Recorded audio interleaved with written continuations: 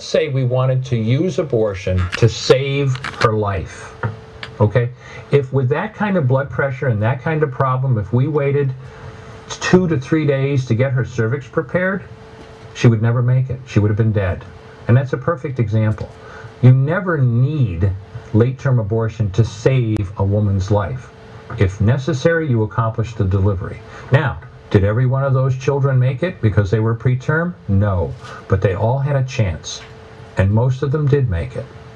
What you're saying is so amazing, Dr. Levatino, because a lot of people never hear this. They assume when abortion is brought up, it's necessary to kill that child, sometimes to save the mother's life. But you're saying it may be necessary to deliver the baby, but you never have to purposely go and kill that child. That's exactly what I'm saying. So why is this such a huge argument for pro-abortion advocates to say it's necessary to kill to save the life of the mother? That argument I don't understand. In my experience over almost a decade, I never had to kill deliberately a single child to save a woman's life during pregnancy. Politically, always listen very carefully to the words that are being used. You know, we need to pass law X, Y, and Z because it protects women's health. Bill Clinton, I will be happy to sign a ban on partial birth abortion so long as it includes an exception on women's health. Well, what do they mean? Now, I have a law degree, and every lawyer knows that every single word has meaning. Yep. And what Roe didn't do was define the word health. Doe versus Bolton did. It says that health, the term health, includes a woman's physical health. Okay, but it didn't say how badly impaired her physical health had to be for it to be a problem. It includes her mental health. Okay, but again, how bad does her mental health has to be? I suppose I can imagine, I never saw one, but I can imagine a case of if the woman's going to have a psychotic break because of her pregnancy, that certainly seems like a severe mental health problem. How about she's under tremendous stress? How about, I just don't think I can cope with this pregnancy? That's mental health too. It includes her economic health. Whoa, how much money do you have to be economically healthy? Not defined. And if that wasn't enough, it includes her social health. What in blazes does that mean? What it means then when a politician says, I would be happy to support your bill so long as it has a health exception, translation, I would be happy to support your bill so long as it contains an exception so big that the bill is of no real practical effect. And I'm the president of Live Action. And we're so pleased to have with us today Dr. Anthony Levatino. Dr. Levatino is a board-certified obstetrician-gynecologist from Las Cruces, New Mexico. Dr. Levatino is here with us to share his powerful story of his transformation from a doctor who performed over 1,200 abortions to now a leading pro-life advocate. Dr. Levatino, thank you for being with us. I'm happy to be here, Lana. Can you tell me why you first were performing abortions? I graduated from medical school in 1976 in upstate New York, and if you asked me at the time how I felt about the abortion issue, I wouldn't have hesitated for a minute to tell you that I was pro-choice. This was a choice between a doctor, that female patient, and no one, including the baby's father, really had anything to say about it. You know, some people identify themselves as pro-life or pro-choice, but for so many people it doesn't affect their lives directly. But when you're an obstetrician-gynecologist and you say you're pro-choice, it becomes a very personal decision. You have to decide whether you're going to actually do abortions. So along with learning how to do deliveries, hysterectomies, and everything else obstetrician-gynecologists do, I learned to do abortions. So you saw it as a part of your practice? Absolutely. During the time of performing abortions, did you ever have any doubts? The first doubts that I had about doing abortions happened during my residency training. When we were doing first trimester suction D&C abortions, interestingly enough, in the delivery room, when it was my turn to do them, I would do 2, 3, 4 in the morning, never thought anything of it. And we were doing late-term abortions in the form of saline abortions at the time. Technology was different. I met my wife, and we married, and like a lot of young couples, we wanted to have children. We found out very quickly that we had an infertility problem and that she just wasn't getting pregnant. She went to the best infertility specialist in town, and it didn't look like we were going to be able to have children of our own. So after we got over that shock, we decided to adopt a child. Now, anyone who's tried to do that knows how very difficult that is. We went to county agencies, state agencies, religious agencies, anyone we could think of to find a child to adopt and care for as our own. It was during that time that we were trying to adopt a child that I had my first doubts. They were strictly selfish ones, but they were there. I remember literally, I very vividly remember being in the delivery room one day doing a suction D&C abortion and thinking, my gosh, I'm throwing this kid in the garbage, and here I am trying to adopt a baby, yet I'm throwing them away. And I'm smart enough to know it's people like me that makes adoption so difficult in the first place. So the initial doubts that I had were very selfish ones, but they were there. What did you do when those doubts came and you were searching to overcome the infertility and find a child to adopt? What did you do to kind of put away those doubts when you were performing abortion? Soldiered on, kept on doing my job, and at the same time tried very hard to find a baby to adopt. We literally started to advertise. I talked to every obstetrician gynecologist in town and people at the hospital and everywhere else and let them know that we were looking for a child to adopt. In August of 1978, I remember very vividly, I was working in the operating room with one of the attending physicians, and the circulating nurse tapped me on the shoulder, and when I turned around, she was holding up a little piece of paper that said, "Call Marcia as soon as you're done." Now, Marcia was the head of social services at the hospital where I was working, and she's one of the people we had talked to. That's all the note said, but I knew what it was. And sure enough, she informed me that there was a 15-year-old girl in labor in the delivery room. She had showed up at a doctor's office for the first time during her pregnancy the day before. Now she was in labor. She wants to give her baby up for adoption. Are you interested? Amazing. She told me over the phone, and I was like, well, of course I'm interested. I remember literally staring at the face of that telephone to call my wife with this news and know that I was just 7 digits away from becoming a father. Beautiful. And literally, by the grace of God, we were able to adopt a little girl that we named Heather in August of 1978. And my wife got pregnant the very next month. And we had 2 children. Exactly. We ended up with 2 children, a son and a daughter. They were 10 months apart. Our son Sean was born in July 1979. Amazing. So can you share more? You've adopted Heather and the events that led to that transformation where you ultimately completely rejected abortion. What was it that really changed your perspective? I was doing abortions on a regular basis in my practice, and everything was just, the kids are growing, and I'm starting to make some money finally, and everything was just wonderful as far as I was concerned until June 23rd of 1984. June 23rd, 1984 was an absolutely beautiful day in Albany. Heather was exactly 2 months away from her 6th birthday. We took the kids to an amusement park that day, came home, we had dinner together, and the kids were playing in the backyard when we had friends arrive for cake and coffee. We were talking with those friends when at 7:25 that night we heard the screech of brakes out in front of our house. The kids had wandered into the road and Heather had been hit by a car. She was a mess. I'm a doctor. I'm supposed to be able to save people's lives. My wife was an intensive care nurse at the time. This is what we did for a living. This was routine to us. But it made absolutely no difference, and she literally died in our arms in the back of an ambulance that night.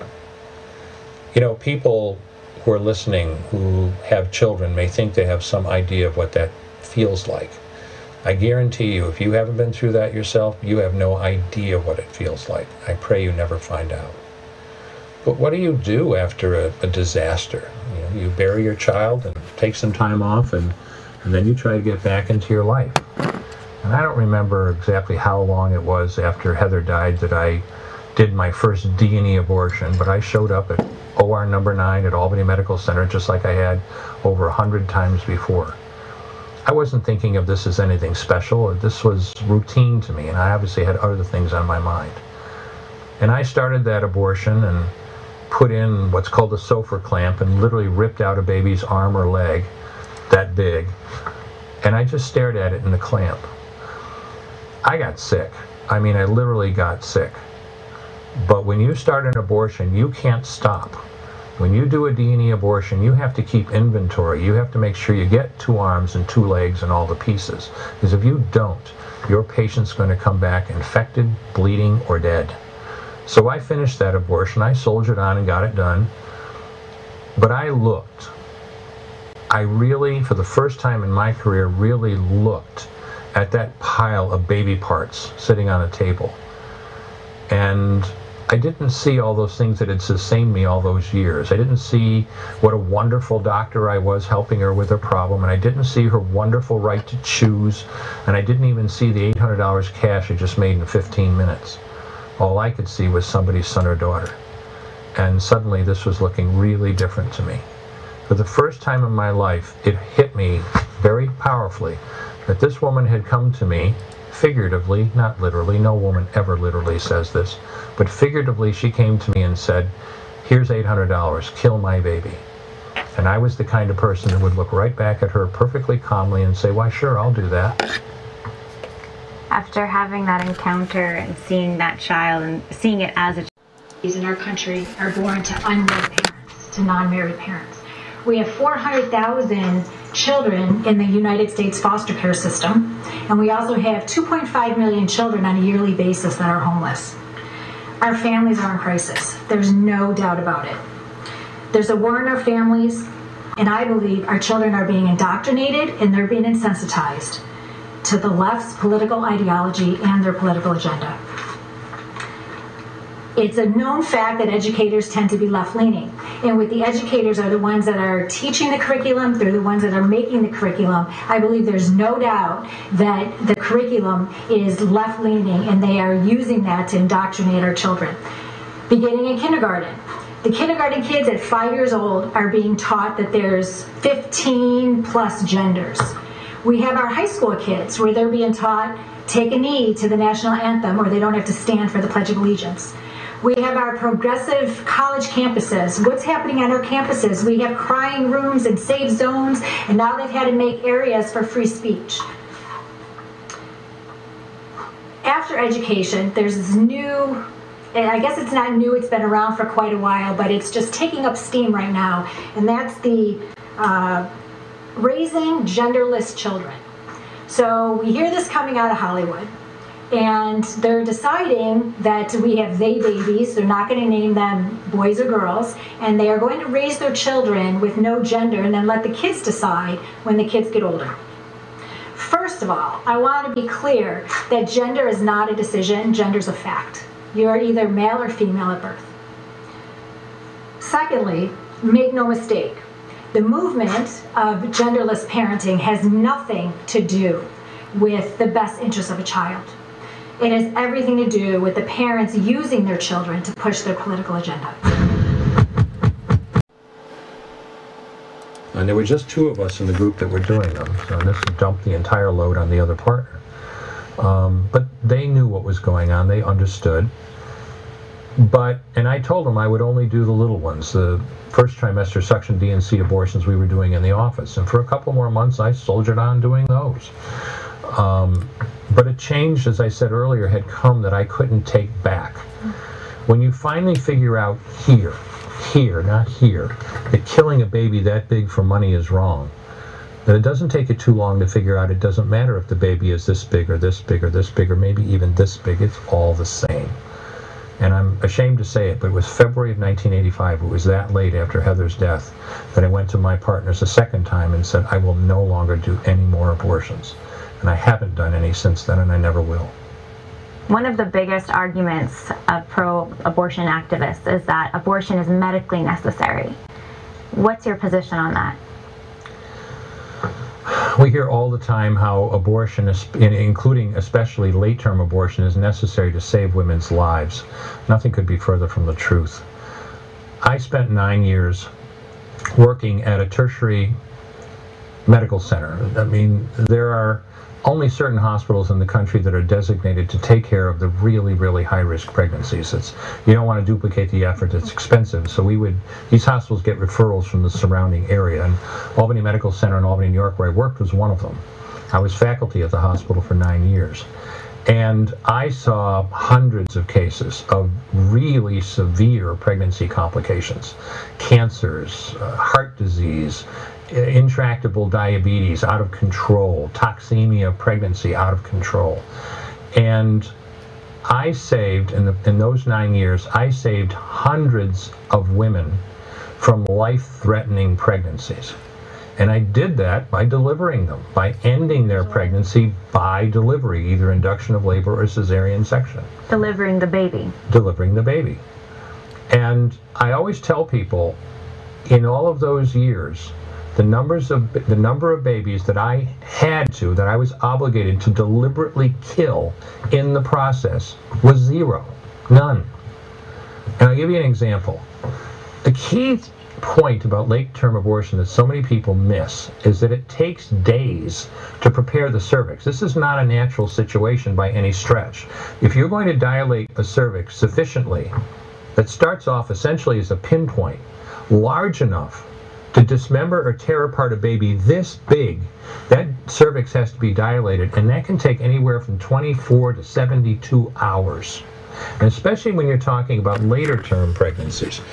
Most life-threatening situations, the vast, vast majority of life-threatening situations in pregnancy are not going to arise until 24, 25, 26 weeks of pregnancy and higher.